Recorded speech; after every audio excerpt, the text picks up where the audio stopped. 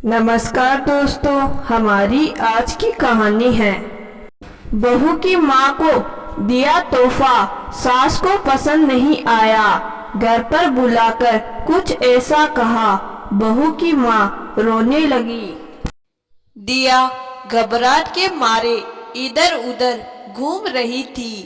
तभी रचित उसके पास आकर बोला, क्या बात है मेरी धर्मपत्नी जी, इस तरह परेशान क्यों हो रही हो? किसी ने कुछ कहा है क्या तुमसे, या हमसे कोई गुस्ताखी हो गई? दिया का रचित की बातों पर कोई ध्यान नहीं था। वह तो आज की पार्टी के बारे में सोच रही थी।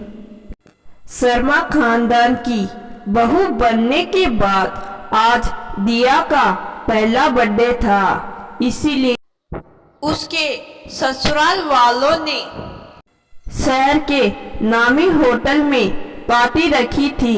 सारे गेस्ट दिया के लिए ढेर सारे तोहफे लेकर आए हुए थे। पार्टी में उसके मम्मी पापा और छोटा भाई भी था। दिया के पापा कॉलेज के रिटायर्ड प्रोफेसर थे। उन्होंने अपनी जीवन की सारी कमाई अपने बच्चों की पढ़ाई लिखाई में लगा दी। दिया खुद टीचर थी और छोटा भाई इंजीनियरिंग कर रहा था। दिया और रचित दोनों साथ में एक ही कॉलेज में थे। कॉलेज के एक प्रोग्राम के दौरान जब रचित और दिया ने एक कपल डांस की थी, तब से उषा जी की नजर दिया पर थी। वे उसे अपने घर की बहू बनाना चाहती थी। दिया के पापा दिया के लिए इतने अच्छे घर से रिश्ता आया देख सिर्फ इतना ही बोल पाए, हम लोग आपके हिसाब से शादी की तैयारी नहीं कर पाएंगे। मैं एक मामूली सा कॉलेज का रिटायर्ड प्रोफेसर हूँ और आप लोग खानदानी रईस। तब उषा जी ने कहा, भगवान का दिया, हमारे पास सब कुछ है, हमें तो सिर्फ दिया ही चाहिए और कुछ नहीं। धूमधाम से शादी हो चुकी थी, मगर दिया को शादी में अपनी खूबसूरती से बड़े घर का लड़का फंसाने के लिए कई लोग ताना दे चुके थे। इसीलिए वह नहीं चाहती कि उसके माँ बाप का कहीं कोई पार्टी में अपमान ना कर दे। यदि यह बात उन तक पहुँचेगी तो उन्हें बहुत बुरा लगेगा। मगर रचित की जिद के आगे दिया को अपनी मम्मी पापा को इनवाइट करना पड़ा। दिया की मम्मी पापा को लग रहा था शायद घर के लोगों का फंक्शन होगा, इसीलिए वो उसके लिए तोहफे में बनारसी साड़ी ले आए थे। मगर लोगों के महंगे तोहफे देखते हुए उसकी माँ ने अपने साथ लाए हुए तोहफे छुपा लिए और अपने कानों के झुमके निकालकर दिया के हाथों में रख दिए। दिया वह तोहफा लेने से इनकार करने लगती है तो उन्होंने अपनी कसम देकर उसे वहां रखने पर मजबूर कर दिया। पार्टी खत्म होने के बाद दिया की सास ने घर आकर दिया की नजर उतारी और कहा, मेरी बेटी कितनी प्यारी लग रही थी, सब लोग तुम्हारी बहुत तारीफ कर रहे थे। ना जाने किस किस की तुम पर आज नजर लगी होगी। रचित अपनी माँ को दिया की नजर उतारते देख हंसकर बोला, थोड़ी सी नजर अपने बेटे की भी उतार दो। शहर की सारी लड़कियां की नजर आपके बेटे पर थी। तब उसकी माँ उषा जी हंसकर बोली, अब तो तेरी नजर दिया उतारेगी, किसी की नजर तुझ पर टिकने ही नहीं देगी। हंसी मजाक करते हुए सब लोग पार्टी में दिया को मिले तोहफे खोल रहे थे। अचानक दिया ने अपनी माँ के दिए हुए कान के झुमके देखकर कहा, मम्मी जी, माँ मुझे यह देकर गई है। उषा जी ने गुस्से में वह कान के झुमके देख और कहा, कल अपने मम्मी पापा को बुला लेना कहकर वे अपने कमरे में चली गई। तब से दिया परेशान घूम रही थी। रचित के दोबारा बोलने पर दिया रचित की ओर गुस्से में देखकर बोली, मैंने तुम्हें पहले ही कहा था कि आज की पार्टी में मम्मी पापा को मत इनवाइट करो, मगर तुम मेरी एक बात नहीं मानी। अभी गिफ्ट खोलते समय मम्मी जी थोड़ी सी नाराज दिख रही थी। उन्होंने मुझसे कहा, कल अपने मम्मी पापा को तुरंत बुला लेना।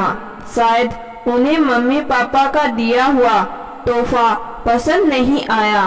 कहते हुए उसकी आंखों से आंसू आ गए।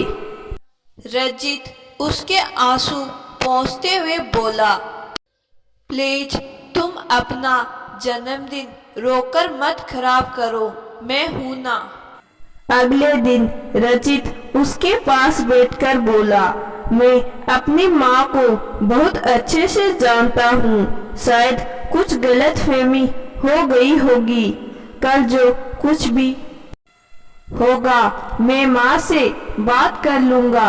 अभी परेशान दिया और दिया के मम्मी पापा सब लोग एक साथ बैठ गए थे। दिया बार बार रचित से बात संभालने के लिए कह रही थी। तभी अचानक उषा जी अपनी जगह से उठी और दिया की मम्मी के हाथों में कान के झुमके देकर बोली, भाभी जी, आपने यह अच्छा नहीं किया। अपने कानों के झुमके आपने हमारी बहू को दे दिए। दिया की मम्मी संकोचवश बोली, आपको डिजाइन पसंद नहीं आई तो हम दूसरे बनवा देंगे। तब उषा जी बोली, देखिए मुझे गलत मत समझिएगा। दिया मेरी बहू बनने से पहले आपकी बेटी है। मुझसे ज्यादा आपका उस पर हक है। एक माँ की निशानी बेटी के पास रहे तो उसमें बेटी को अपनी माँ के करीब होने का एहसास होता है। मगर मैं अच्छी तरह से जानती हूँ कि आपने अपने बच्चों की पढ़ाई लिखाई के लिए अपने सारे गहने तक बेच दिए। ऐसे में अपनी बहू को आपका उतरा आखिरी जेवर कैसे पहनने दे सकती हूँ।